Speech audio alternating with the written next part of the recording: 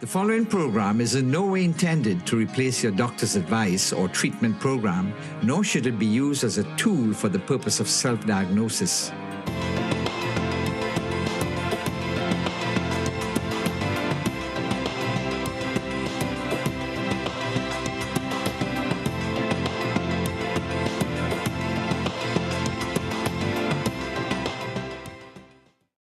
Hello and welcome to our Christmas edition of Your Health, Your Choice. Today we're going to be looking at a disease that that is very, very common, but which you probably have never heard of. The most common disease that you've never heard of, and it's fatty liver disease. As usual, we're going to be looking at the types of fatty liver disease. We're going to be looking at its prevalence, symptoms, diagnosing it, and of course, treatment and prevention. And of course, this morning we have with us, or today we have with us, Dr. Claude Khan, community diabetologist. And if you could start introducing for us what fatty liver disease is. So good to be here, and we missed you over the last few weeks. I had to do the program on my own, but you know, that's life. So it's good to have the beautiful one back on with me. And you're the brain. Well, beauty and the brains, eh? Okay, so fatty livers. It's as you're saying, Linda, it's one of those conditions that a lot of people have not heard about. Yeah. And it really falls under the area of gastroenterology. And there are people who are called hepatologists who specialize in liver disease. There are gastroenterologists who subspecialize in liver disease. We don't have many of them in Trinidad. We have one or two people. But there are several gastroenterologists. However, the reason I chose to finish off the year with this, although we might be doing some replays of other programs after these 2 weeks, is that I see a lot of people with fatty livers. And the reason for that is a lot of people with diabetes have a fatty liver. And they're very confused by it. Some people are very concerned. And we're often having to dialogue when we do blood testing, etc., how serious this condition is. So the first thing to say is that some of the figures I looked at is that at least 1 out of 4 people, now these are of course again US figures, but I have no reason to believe that it's any different. In fact, it may even be more common. What I was thinking is recently, during the Obama administration, a lot of emphasis was placed on reducing obesity and dealing with preventative measures for health. I think what her program was called... Michelle Obama. Yeah, the Let's Move movement. That's right, which was... And as a result of that, 45 million children are now eating healthier breakfasts and lunches. The awareness is there. And I think we're probably doing the same thing here, raising awareness on what real food is and a good diet and how it affects your health. In fact, just last week, we had we had our own seminar at the Anaposa Center, which was well attended. Thanks for all those who came out. And then we had at the Couva Health Facility last Friday, a patient awareness. It was a fantastic program. There was singing, there was parang. I really have to congratulate the people who coordinated the lead nurse together with all the people who came together. It was really a fantastic program. And I gave a talk about diabetes and the family. Yeah. I like that calypso on sugar. Yes, yes. In fact, I think it's on Facebook.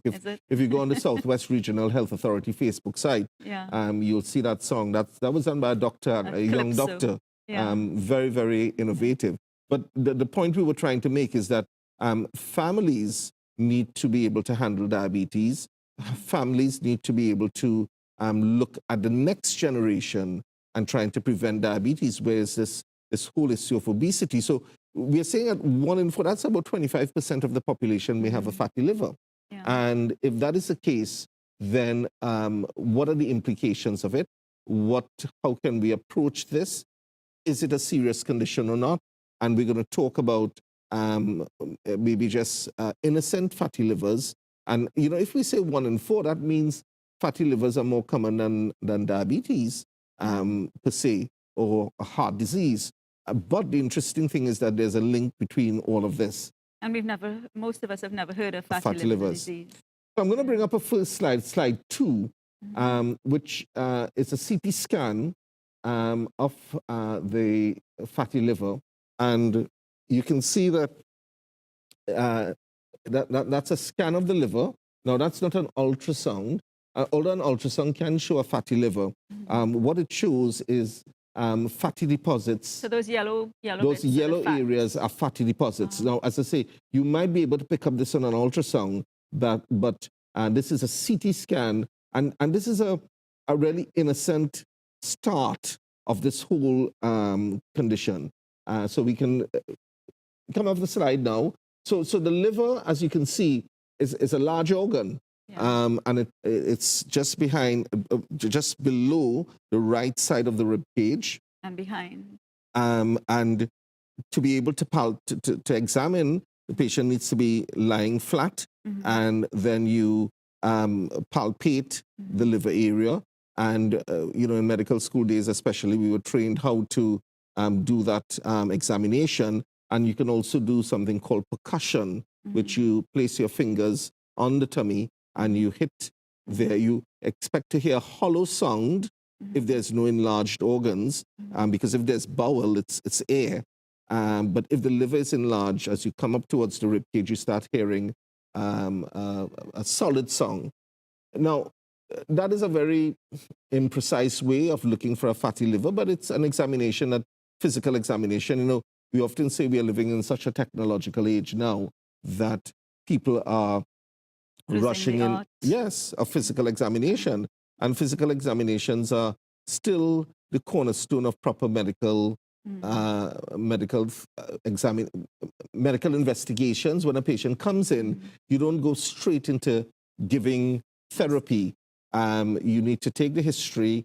And I know I repeat this again and again, Linda, but it's important. The diagnosis. Yes, the way you make a diagnosis is by taking a careful history, by doing a physical examination, and then deciding on what the appropriate investigations might be. Okay. So we've looked at the CT prevalence, scan, and we've looked at what a CT scan of a fatty liver is. But I know that there are two types of fatty liver disease. Do you want to focus on the first one? So if I could bring up slide 3 now. Slide 3. What this will show is, on the left-hand side, it's a healthy liver. And then you can see a progression where there's something called NAFLD or NASH. And I'll explain what that is. So from a normal liver, the first scan we saw, that's a healthy liver. The first scan we showed was fatty deposits.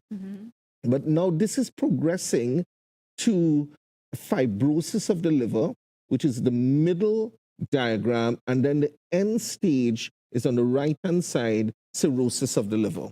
Right, so there are 3 stages there. We could say that, yes, healthy, fatty, fibrosis, and then cirrhosis of the liver. Cirrhosis is where it becomes hardened. Right, so cirrhosis of the liver, yes, it's a hardened liver. It becomes very fibrosed. And I mean, the whole question, and we're going to show a clip on this, is why is your liver necessary in the first place? Some people may say, well, why are we talking about the liver? Well, it's a good time to talk about the liver with Christmas coming up. Exactly. That's why we chose to do this. But the liver, so you have a fatty liver, which I want to emphasize is a benign condition, and it is reversible. And we'll talk about lifestyle. So if a doctor says you have a fatty liver, you may have done a liver function test. You may have done ultrasound, your liver function, what is called the AST, and the ALT, alanine transaminase, and aspartate transaminase, and the gamma, the GGT levels go up a bit. People begin panicking. But it's very common. And one of the things I want to say right off is that the knee-jerk response when people see their liver enzymes going up, they say, oh, it is that cholesterol drug I'm taking. Now, I want to debunk that myth. I know Linda often tries to get me to be a little bit diplomatic, and I will, as she's with me on the program, I'll be a little bit more diplomatic than normal. But of course, I just want to say my dear wife does correct me on English. because she's the English expert and I take her correction. So my job is to correct people who are putting fake medicine out there on Facebook, fake medicine on programs, even in places of worship. And we need to do it gently. Yes. Yes. With grace. With grace. Yes. Thank you very much, my dear. That's why I need you on my side. So I'm saying to you, a fatty liver is an indication that your cholesterol levels might have been high. Right. And your triglycerides, the fatty substance, the free fatty acids, are circulating through the portal system, and the fat is seeping out into the liver. And the cholesterol tablets are actually not causing the liver enzymes to go up, but it may actually save your liver and save your arteries. So I just wanted to put that back there on the table. We'll come back to it in a few minutes. But so it's called NASH. Fatty NASH now is the second stage, is where we have non-alcoholic steatohepatitis. Steato means fat. Hepatitis means inflammation of the liver. But it's non-alcoholic, so it's not related to alcohol. Because again, you know, when patients come in and we see their liver enzymes abnormal, the first thing we say is, how much alcohol do you drink? Yeah, and cirrhosis of the liver has always been associated with alcoholism. Absolutely. Yeah. It was and in the old days, but now we're understanding that a fatty liver might even be contributing more than the traditional cause of liver. So please don't blame our patients when we see an increased liver enzyme. It might not be related to alcohol at all. Right. So then the second type is called the non-alcoholic, the alcoholic one. Then we have the alcoholic liver disease, which I'll come to in a minute. Yeah. But I think we have a first clip that I wanted to show in this segment, which is simply what is the liver about. So we're going to go to that clip and then come back and talk a bit about that. Your liver. Not something you think about every day? Well, maybe you should. Found just under the rib cage on your right side, this incredible organ does more than you can imagine. Let's count down 5 things to love about your liver. At number 5, it stops bleeding. If you find yourself saying, "I am bleeding," your next words should be, "Seriously, I would like to stop bleeding. Now." No, seriously. Luckily, the liver creates proteins that help clot blood, which stops bleeding. Number 4, your liver cleans your blood. Think of your liver like a giant sorting machine. It works all day and night to separate the good stuff like vitamins and nutrients from the bad stuff like alcohol, chemicals, from pesticides, pollution, and even cholesterol. Number 3, give it up for bile. Bile is a juice that the liver makes that has 2 big jobs. It's crucial for digesting food and for getting rid of those nasty toxins. Once it leaves the liver, bile moves over to the gallbladder where it's stored until you poop it out. Without this function, you'd be in big trouble. Number 2, your liver is a source of energy. It's kind of like a fueling station for the human body, open 24/7. And its main job is to maintain blood sugar levels. It works like this. You eat carbs, your body breaks down the carbs into glucose. Your liver grabs glucose and then stores it as glycogen. Your liver then breaks down that glycogen and releases sugar into your blood whenever you need energy. And now, ladies and gentlemen, something so outrageously cool about the liver that it boggles the mind. At number 1, it regenerates. No other organ in the human body has a greater capacity to rebuild itself. Even if up to 75% of it is diseased or removed, the healthy liver cells can take over and voila, the liver is back in business. While it doesn't rebuild the whole liver, enough comes back to function normally. All your liver asks for in return is that you treat it well. And that means exercise regularly and eat a healthy diet. Limit alcohol, manage your medicines, and don't smoke. If you're putting it in your body, you're putting it in your liver, so be kind. Well, that was quite a casual and yet very informative clip. I quite enjoyed that. Didn't realize that there were so many functions to the liver. Yeah. You summarized it there. Well, I tried. The bleeding, stopping the bleeding, separating toxins, producing bile, and as a source of energy. And then that most wonderful thing that as an organ, it can regenerate itself. The cells can regenerate. Yes. So I mean, I guess that's why if we can get this condition early enough, the non-alcoholic steatohepatitis or NAFLD, NAFLD, which is the same thing basically. And one of the things was, who are the people that are at risk? Mm-hmm. And who are they?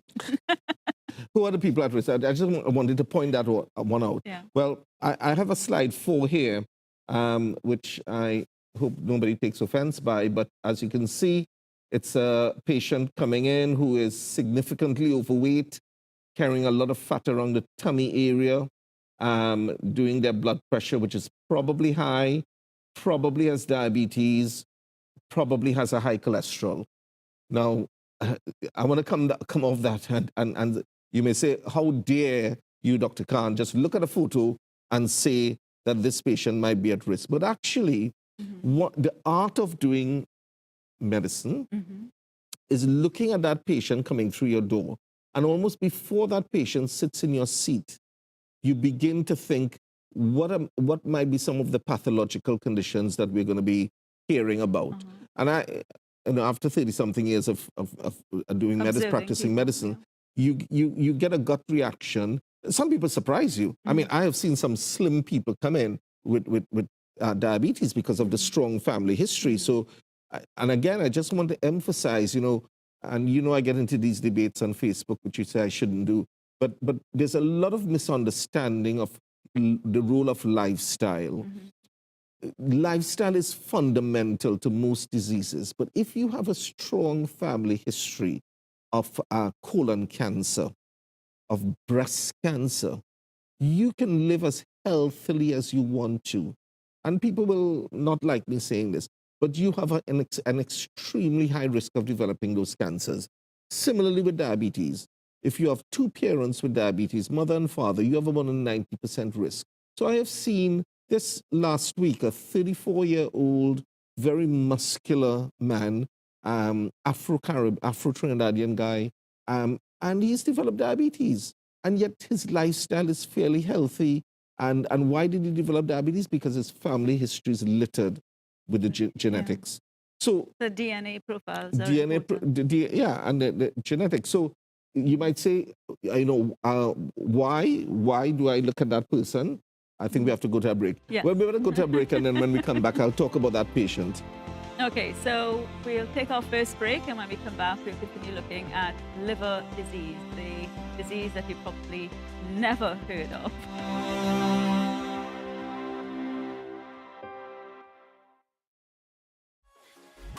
Looking for a safe place for the whole family? Well, now you've found it. We are ACTN The Voice, your family-friendly station. Whether it's current affairs, kids and classic TV, sport and community features, Christian and music programming, plus so much more, ACTN is the station for you. Join us each day for programming that puts morals, values, and family first. We are ACTN The Voice, your family-friendly station. ACTN The Voice, your family-friendly station.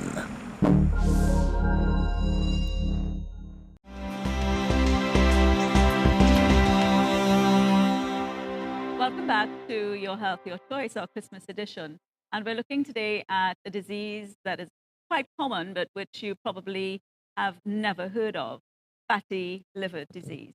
We've examined so far the 2 types. We've looked at the prevalence of it. And there was a slide just before that you were examining to explain. Yeah, so we started with benign fatty liver. Yes. A lot of people may have that, and it's a reversible condition. And then we say you can then have this condition called NASH or NAFLD, which is a non-alcoholic steatohepatitis. Steato means fat. Hepatitis means inflamed liver. And then we'll come to alcoholic fatty liver disease. And the patient I showed, who was a little bit overweight, well, significantly overweight, I made the statement that his blood pressure might be high, his cholesterol might be high, and he might have a fatty liver. And you might say, well, how do I know that? Well, that comes back to the art of doing medicine. When a patient comes in, you begin to think, what are the risk factors for this patient? Having a stroke, having a heart disease. And, one of the things as healthcare professionals we should be doing is preventative care. And it's sad when I see someone in their 50s having had their first stroke, and I sit there thinking that could have been prevented. Yes. So yes, the reason I say that patient, I could almost predict if that patient doesn't lose weight, or that patient may already have a high blood pressure, high blood sugar. So the risk factors for NASH is diabetes, abdominal fat, abdominal adiposity, high blood pressure, and high cholesterol, high triglycerides. Those are 4, and then we'll come to the alcohol bit. So basically, if we practice the preventative measures associated with those diseases, heart disease, diabetes, and so on, we can prevent fatty liver disease as well. We can certainly prevent the progression of fatty liver disease going on to something that's more serious, which is, now there's not always that continuum. You can reverse fatty livers, but you don't want to get to the NASH situation, which you can still reverse, but then if it goes on to fibrosis. Now, interestingly, at the recent EASD, the European Association for the Study of Diabetes in Berlin, we were there, there was a symposium completely on fatty livers. Right. And in the first world countries, they now have very sophisticated tests to do to actually pick up on the fibrosis or the stiffening of the liver. So you know whether this is a benign condition or whether this is something that you should take a little bit more seriously. Right. Okay, so we've looked at the 2 types of fatty liver disease. What are some of the symptoms? Right. So were we going to talk about alcohol? Were we going to talk about alcohol? Or you want to talk about the symptoms of, can we just, because sure, alcoholic, alcoholic liver disease can present in a similar way. So people will say, what are the symptoms? But I just want to show slide 5, which, slide 5. Now, notice it's mainly women. I'm not being chauvinistic there. But there's a reason. Wine and cheese. Right. Yes, there's a reason why I have women with their wine and cheese. Okay, because alcohol intake is rising in both males and females. So alcoholic liver disease. Do you know the alcohol tolerance for a female is different to a male? And unfortunately, a lot of our young females, there's what we noticed when we were in the UK, there's this pub culture where people go out drinking on weekends, etc. And the idea is to get as drunk as possible and to do the most ridiculous things. And there's this, right, there's this term ladettes. Oh yeah, the ladettes, yeah. Right. I remember telling some of my teenagers whom I'd seen drunk at one of these get-togethers, I had to go to the bathroom to help 2 or 3 of them who were getting nauseous and so on. And they were only 14 at the time. And so the next, when we got back to school, I tried to give them a little pep talk, and I was saying, why do you all need to drink yourself silly like that? That it's not, it's not appropriate for young ladies to behave like that. And they said, young ladies, we're ladettes.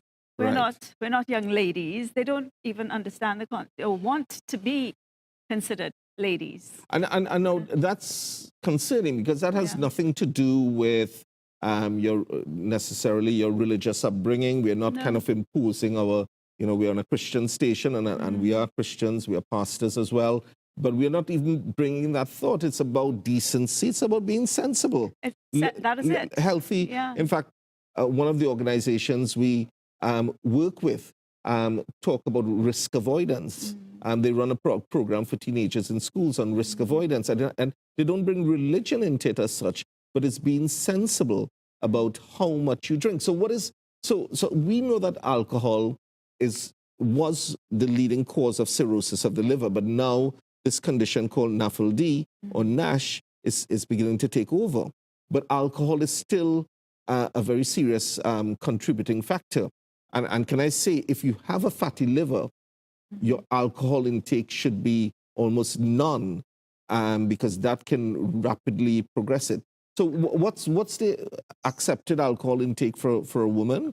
I have no idea. Right. So we say about 14 units of alcohol a week, but people. And a unit is what, a glass? Well, you see, this is a problem because people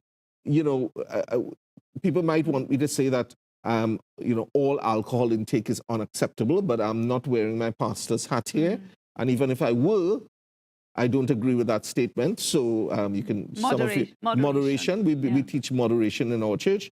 But 14 units, a unit of alcohol is maybe like one beer or a glass of wine, red wine or white wine is about 2 units.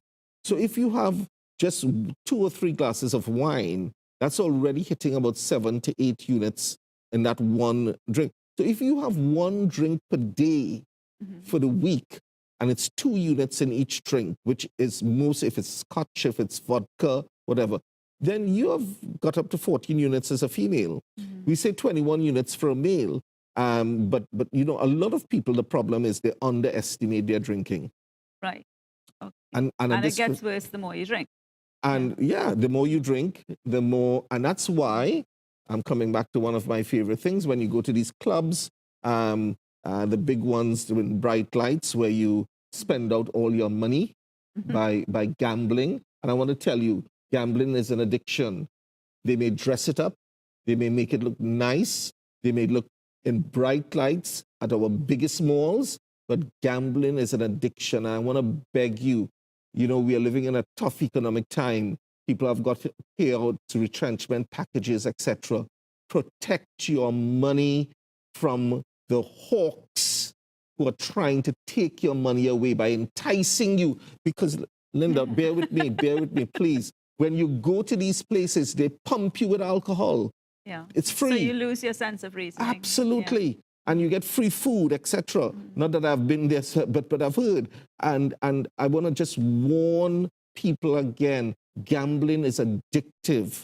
It gives you a serotonin high and a dopamine high. But when you lose your money and you go into debt, I didn't mean to say all of this, but we're coming up to Christmas time. So coming back to the Excesses, drinking. Yeah. People will be drinking a lot over Christmas, and we need to advise people what is an acceptable intake of alcohol. Okay, good. So that was the NAFLD and the NASH, those 2 types of fatty liver disease. Let's move on to the symptoms, because what are the symptoms? And I know you're going to tell me it's a silent killer. Right. So I'm going to bring up slide 6, because this shows a young lady lying on a bed, obviously in some pain, and you may think that that is the most common presentation because she's holding the right side of her abdomen, and she's obviously in discomfort. But can I just say, and as we come off that slide, yes, the most common symptom of a fatty liver is nothing at all. You have been walking around with a fatty liver. It's similar to gallbladder problems.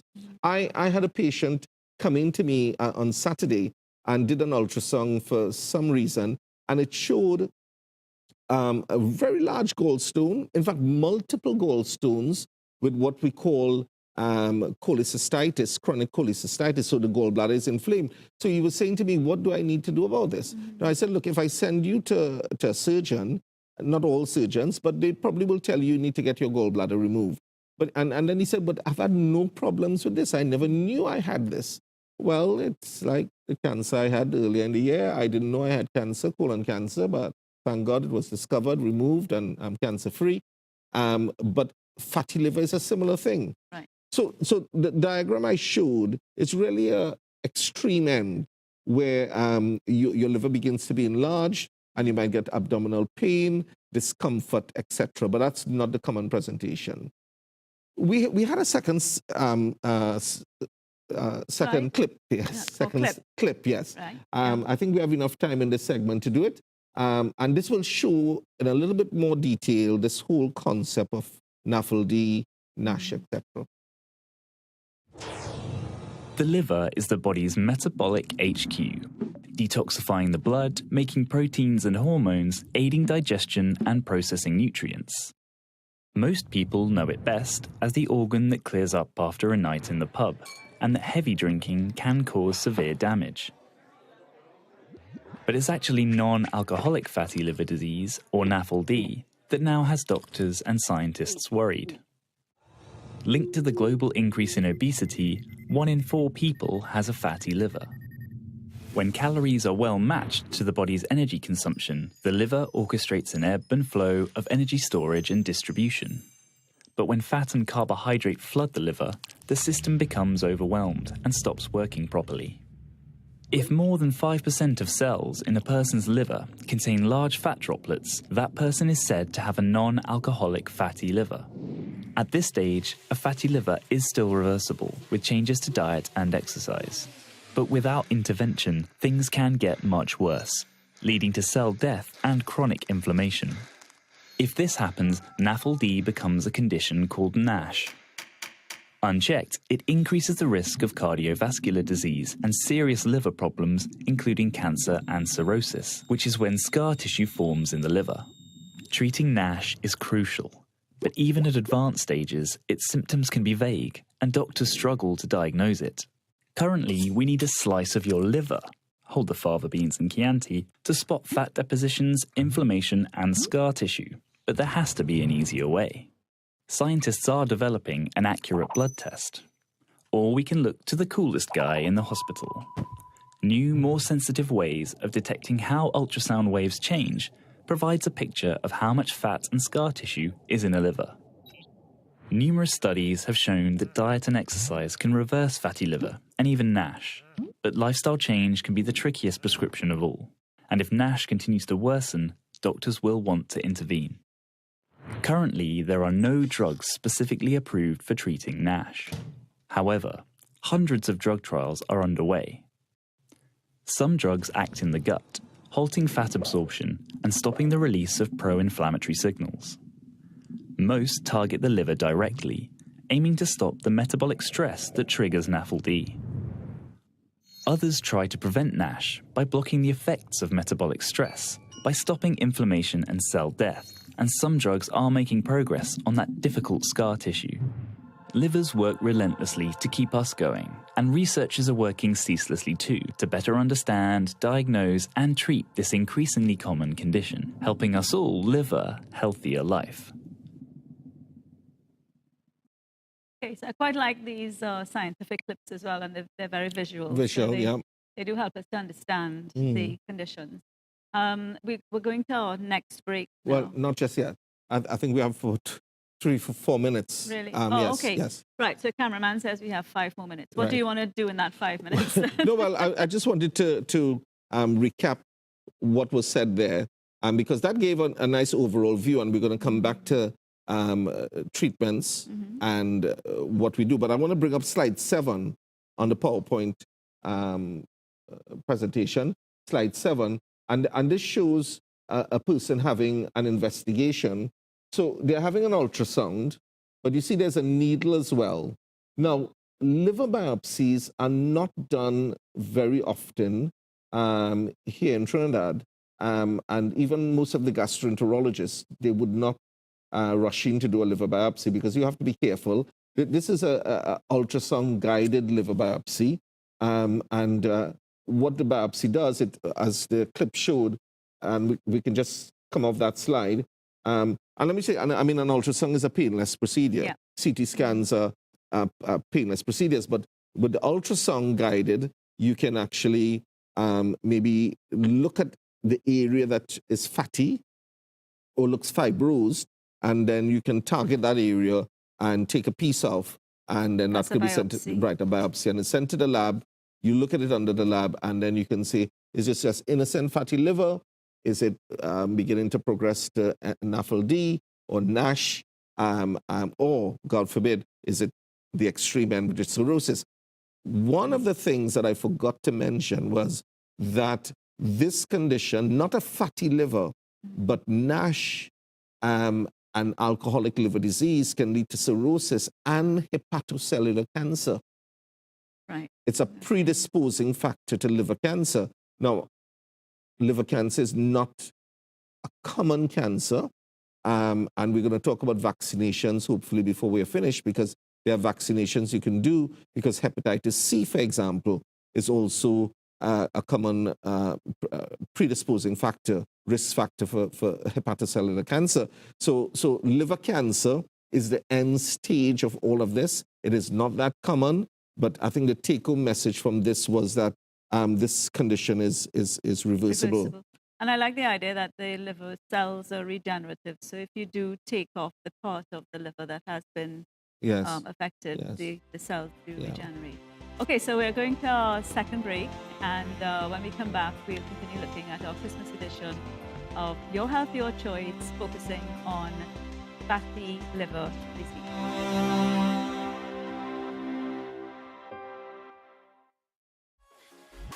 Looking for a safe place for the whole family? Well, now you found it. We are ACTN The Voice, your family-friendly station. Whether it's current affairs, kids and classic TV, sport and community features, Christian and music programming, plus so much more, ACTN is the station for you. Join us each day for programming that puts morals, values and family first. We are ACTN The Voice, your family-friendly station. ACTN The Voice, your family-friendly station.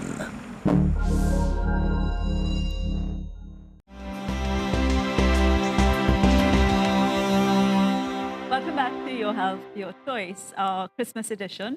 We're looking at fatty liver disease. So far, we've examined its prevalence, we've examined causes, the two types of liver disease, the symptoms, and how we go about diagnosing it. Yes. In this segment of the program, we move on, I guess, now to treatment. Treatment, yes. And the first thing, of course, is losing weight. So slide 9 is just a scale. I'll still bring it up. It's good to have a scale at home, whether you have it in pounds or kilograms. It's whatever choice you make. So I'll just come off that quickly. So weight. Losing weight, Linda, is one of the most challenging. And by the way, I'll just give the number that if you have questions, it's 482-4269 during the week, 482-4269, apart from my email address, which you are welcome to email. But you can also WhatsApp your questions, because ringing that number sometimes might be difficult, but you can WhatsApp the questions. So losing weight is tough. You know, the amazing thing is I often have a husband and wife coming to me, and one of them is a patient. And one person will say, well, you know, we eat the same things, yet I put on weight, and that man does not put on a pound. Well, I always found it was unfair that the testosterone hormone is not associated with fat, and yet an estrogen hormone. And we have more estrogen, and we attract more fat cells. What can I say? That's the way God created us. Why do women need more fat cells than men? But can I just say that testosterone is not always a blessing. And I will pause there from. It's a blessing where fatty liver disease is right. Okay. So testosterone is let me just sidetrack. It is a big area of that patients coming to me with diabetes, low testosterone, etc. We talk about a male andropause now, and people used to laugh about that, but it's a big area of medicine that we are.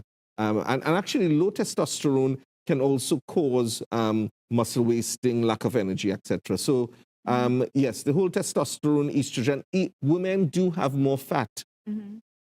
And generally, I think women struggle with their weight a little bit more than men. Definitely. But you sidetracked me, Linda. I know. The point I was trying to make was that losing weight is not as easy as some people make it out to be. Yeah. And you know, I think we're sometimes cruel on our patients, and we make them feel that they're greedy, they're not trying. Some patients are genuinely trying to lose weight. But can I just say, there's this latest fad about a ketogenic diet. I'm seeing it on Facebook, I'm seeing it in various places. Be careful about the ketogenic diet. Because first of all, explain what the ketogenic diet is. Well, the ketogenic diet is a diet where you do away with all your carbs and you're basically eating a high-protein diet. And the problem with the ketogenic diet is that you could be bombarding your kidneys with a lot of protein, and you could even go into a ketotic condition. And you have to be careful. You will lose weight. That's the thing about it. You will lose weight, but whether you can sustain it is the answer. So and it might be affecting other organs in your body. Other organs. So I would say, yes, losing weight is the first step. We have about 15 more minutes to treating this condition. And then slide 10 is exercise. We see maybe husband and wife or two people, not even a gym, just walking. Doesn't look like Trinidad, but well, you know, so we can just come off that slide. We're pretty much aware. I've been reading this book. In fact, I just finished it, Becoming by Michelle Obama. She's one of your favorite first ladies, isn't it? Well, yeah, I think so. Or former first ladies. Former first lady. But, you know, she divided the book into 3 sections. Becoming Me, where she looks at her childhood and, you know, the fact that her mom stayed at home and prepared all their meals and so on, but obviously it was a very Southern diet. But they were encouraged to do a lot of physical exercise. And then she moves into Becoming Us, where, of course, she looks at the relationship with Barack Obama and the family and how it developed and that they get into the White House and how that progresses. And then the final bit is Becoming More.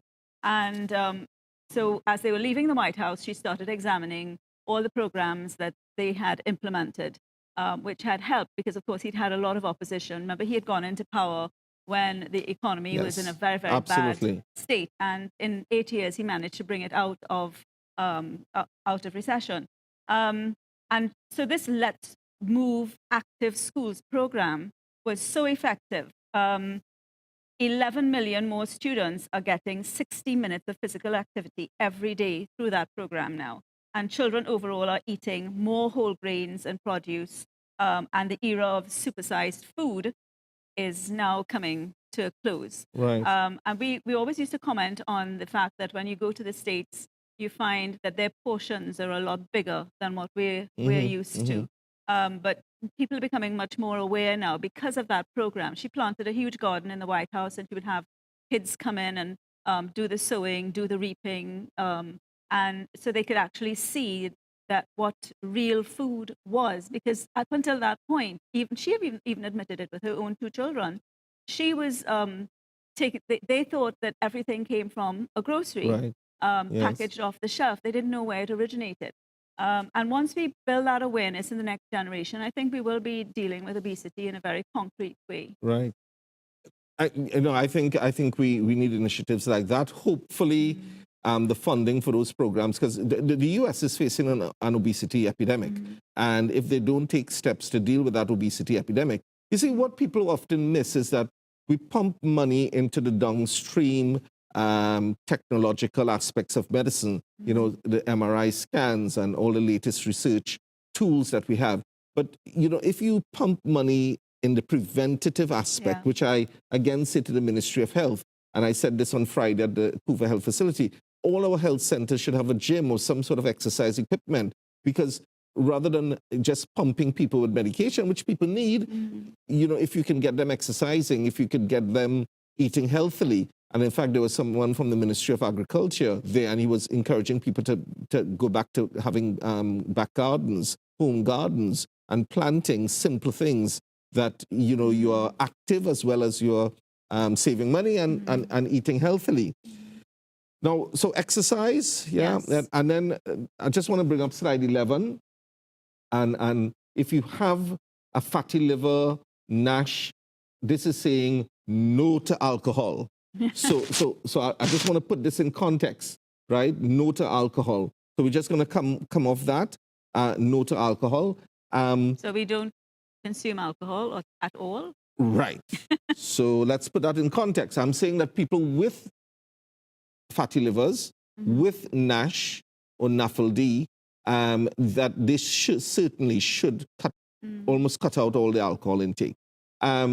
I am not, again, an advocate of sitting here tonight saying from a medical point of view that all alcohol is bad, because that has not been scientifically proven.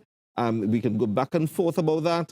But I am certainly saying if you have those conditions, you should be saying no to alcohol. And generally just taking care of your health. Taking care of your health. Yeah. Slide 13 is showing someone taking an immunization. Now, I just wanted to spend, we only have about 9 more minutes. That could be a hepatitis vaccination or it could be Vaxigrip, which is the flu shot, or the pneumococcal shot. So I just want to come off that. Linda, again. So that's preventative. Preventative, but I want to just hold this thought, because there's a lot of fake medicine, again, trying to tell you that immunizations are bad for your children. Please, I beg you to understand that immunizations were one of the most important discoveries in medicine in the last century. Polio was almost eradicated. Smallpox was eradicated. The tuberculosis was a scourge. And insulin discovery, of course, which is my favorite thing. So, when I hear people saying that, and in fact, the sad thing, Linda, because of these conspiracy theories that drug companies are out to get you, and I am not saying drug companies are all innocent, because they're companies, they make billions. Right, and they want to make a profit. But what we have to look at is, when you tell people, don't take your children for the MMR, or don't take your children for your vaccinations, you are then decreasing what we call herd immunity. Because part of the thing about immunization is to get as many people immunized as possible, so you have immunization, you have protection for the entire community. Right. So the flu shot, can I just say, the flu shot is very important for people who are over 60 to 65, diabetics, hypertensives, people with heart disease, asthma, etc. And it's especially if you're traveling. So please access your flu shots either through the health centers or your private doctors. The hepatitis shots, and a lot of people don't know about this, but there's the hepatitis A. In fact, with our daughter going into medical school, she had to have her range of hepatitis B. Yeah. Because if you get a needle stick injury, so all of us as doctors and healthcare professionals at risk, we have had to have our hepatitis B vaccinations, and it's 3 shots, 1, then 6 weeks, and then 6 months. And then there's hepatitis C, which is spread by drug use or blood transfusions. And hepatitis C is the one that attacks the liver in particular. And then there's the pneumococcal vaccination. A lot of people have never heard about the pneumococcal vaccination. It's to prevent pneumonia, and it's given once every 5 to 10 years, whereas the flu shot is given once a year.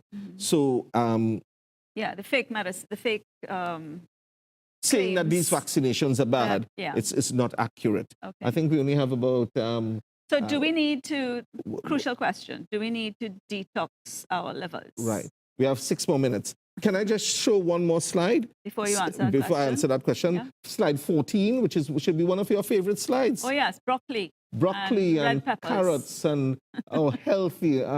Tomatoes. I don't know if I would enjoy that. Yes, I should say I would enjoy that meal. It looks very delicious. Colorful. So we can come off of that. Maybe you could try and have some of your Christmas meals look like that, rather than, we were joking that although we are not Hindus, in our house at Diwali, that day we had more roti, because several people from our church who come from the Hindu background, of course, they cooked the roti and they were dropping roti for us, and we had the roti in the fridge. Several in days. the freezer, right? Because, and I joked with people, take a knife and fork and eat your roti. No, I'm Trini to the bone, but you can take a knife and fork and eat your roti. You eat less.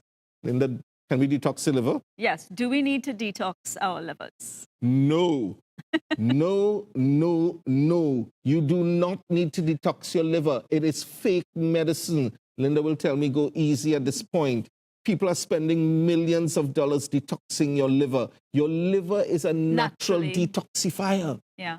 And I know I get passionate about this. That was in the first clip, wasn't it? That it actually separates the toxins. Absolutely. Your blood does not need detoxifying, because your God-given organs, I don't want to preach here today, we only have 5 more minutes, but your God-given organs are given to detoxify you. The colon, the whole thing about colon cleansing, of course, if you are suffering with chronic constipation and things like that, you need to see your doctor and be able to be diagnosed properly. Some people have a slow bowel transit time and all that. But the whole area of detoxifying the liver, Linda, it's not accurate. That last slide we showed is, of course, your favorite area about healthy eating, high fiber foods. Nutrition is very important. Yeah. But, and the thing is, I know we're dealing with fatty liver disease, but if you use those preventative measures for that particular disease, you're also covering preventive measures for other diseases. Right. Heart disease, Diabetes. hypertension, Absolutely. all of those And, things. and Linda, I'm happy that as we're closing up, you're bringing that point up, because a fatty liver is a predisposing factor or a pointer towards screening people for diabetes. So if I have someone coming to me for another reason and I see they have a fatty liver, I will send them for a diabetes check. I will send them for heart disease check. I would make sure that they're eating healthily, etc. Because it's this whole thing that we call the ominous octet, where all these organs are interplaying with each other, and therefore you don't treat an organ, you treat a patient. I saw we had 4 more minutes. Yeah. left. Do you want to put your posters? Oh, cap on, already? or- yeah, I guess. Okay. 'Cause we Okay. seem to have You might have covered- some things. I mean, well, no, we've covered, Yes. the reason why we need to discuss it, because of course many people are unaware of or Right, haven't heard yes. of fatty liver And we may disease. come back to this. We've looked at the yes. causes, we've looked at the 2 types, Yes. we've looked at symptoms, we've looked at the diagnosing of it, treatment of it, and prevention. Yes. And then that whole major question about detoxifying the liver. Right, great. So, Well, there's a poster, there's Yeah. a flyer I wanted to bring up. And this is promoting something that we are going to have at the Anapostles Chapel. We are on the bypass. We have some big signs there. You can't access the building from the bypass. But carols by candlelight, Sunday, December the 16th. Now, it says 4 to 7 p.m., but really it's 5. It's 5 to 7 p.m. We're going to be building a stage outside on just almost, not on the bypass, but next to inside the gate. We're going to have some guest singers, parang, hopefully. We're going to maybe light up one of the Christmas trees, and we have lots of refreshments after, and we're inviting the community to come and join us. Come and we can come off that slide or that JPEG, and come and join us. It's an open invitation. You don't have to be, we went to Faith Center on Sunday night, and in fact, I told our church on Sunday morning, why not go down to Faith Center, because they had Handel's Messiah. And it was an amazing production. I met Bishop Chankasing after, and I congratulated him on what a great job that they did. I think we need to thank Victor Prescott and Michelle Dowrich, Yes. Bernie Roberts, and her daughter. I mean, it's a very, very difficult production. Difficult to put on, production, but and the it was excellent. quality of music was yeah. by far So international we don't standard. have to stay in our little cocoons. We can open ourselves. Let me just say, as we, in Advent, we are moving towards Christmas. In our church, we have started using the Advent candles. And we talk about joy, we talk about love, we talk about peace, and we talk about hope. The gifts of the season. The gifts of the season. Because when the angels appeared to the shepherds, it was glad tidings of great joy that there will be a Messiah, and that he would be what? The Prince of Peace. So we will be lighting the Advent candles in our church week after week. And I want to say to you, some of you may have lost jobs. We know that, especially in the southern area, there are people who are just been retrenched, and this Christmas may be different. There's a lot of hopelessness.